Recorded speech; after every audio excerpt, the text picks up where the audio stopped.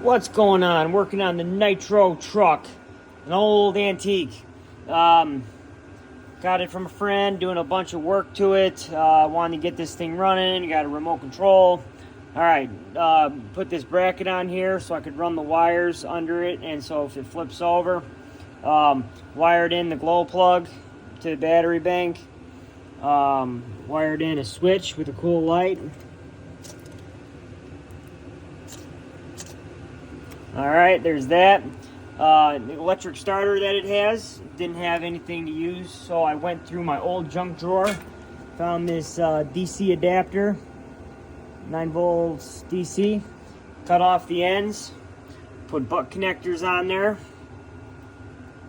Watch this.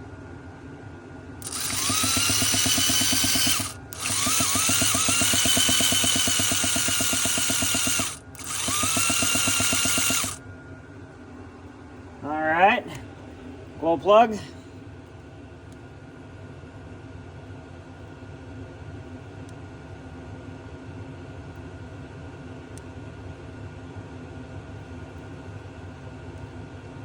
I just found a problem though, that is always powered.